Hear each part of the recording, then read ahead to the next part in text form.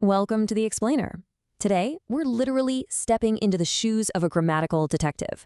We've got a fascinating linguistic whodunit on our hands, and it's all about the mystery of passive constructions. You see, Dr. George Payton, he's a major expert in Bible translation, points out that whenever we communicate, we actually sometimes leave intentional gaps in our sentences. So let's look at how cracking the code of these missing agents can completely unlock a whole new level of understanding, not just in ancient texts, but in our everyday language too. To really wrap our heads around this mystery, let's start with a scenario I think we can all relate to. Picture this. A group of kids is playing baseball out in the street, having a great time, when suddenly, bam, there's a loud crash. An angry neighbor storms out and asks the million-dollar question, who broke the window? Now, all the kids know exactly who hit that ball, right? But nobody wants to be the one to get their friend in trouble. So what do they actually say? Okay, let's dive into this. They say something like, the window was broken. Do you notice what just happened there? By phrasing it exactly that way, those kids have entirely removed the doer of the action from the sentence altogether. Grammatically speaking, they've just used a passive construction. The window itself becomes the focus, and the culprit? Well, they've just vanished into thin air. Section 1. The missing agent mystery. Why hide the doer? So there are three main reasons we actually use passives in everyday speech. First up, we might just want to focus on the receiver of the action. Instead of saying someone gave John a package, we'll say John was given a package simply because John is the important part of that story. Second, the agent might genuinely be completely unknown. Think about saying, my bike was stolen. You don't know who took it because if you did, you'd be out chasing them down. And third, we use it to intentionally hide an identity. Dr. Payton jokingly compares this to the classic Mr. Nobody comic strip. You know, who left the dirty dish on the sofa? Mr. Nobody did. The writer is deliberately keeping that identity a secret. Moving on to Section 2. Agent versus patient, the suspects. When we look at linguistics, we basically have two core suspects in any given action, the agent and the patient. The agent is the one doing the action, so the kid swinging the baseball bat.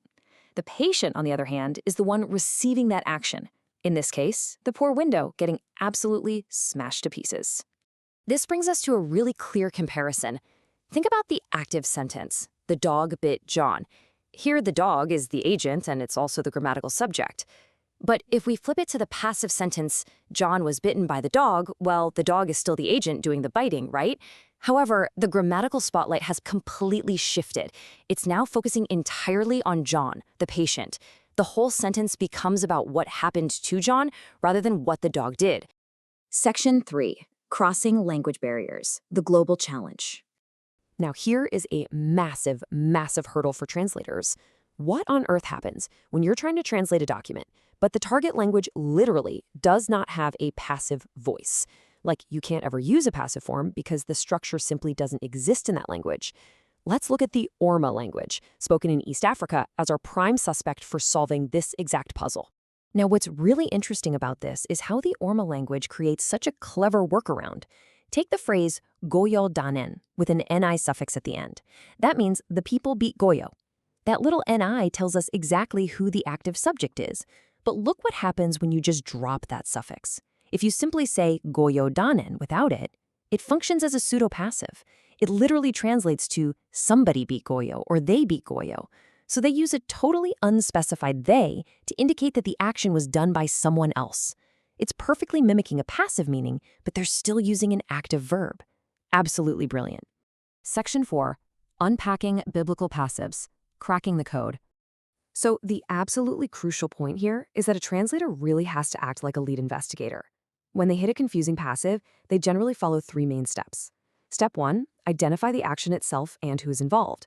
Step 2, restate the whole thing using an active verb.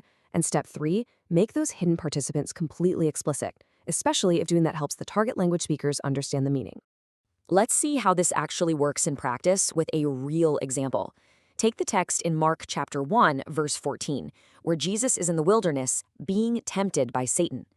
Now, being tempted is obviously passive. If a translator needs to make this active, their first thought might be to just say, as Satan tempted him. But wait, there's a catch. The original text points to a durative, ongoing action. It wasn't just some quick one-time event, it was continuous.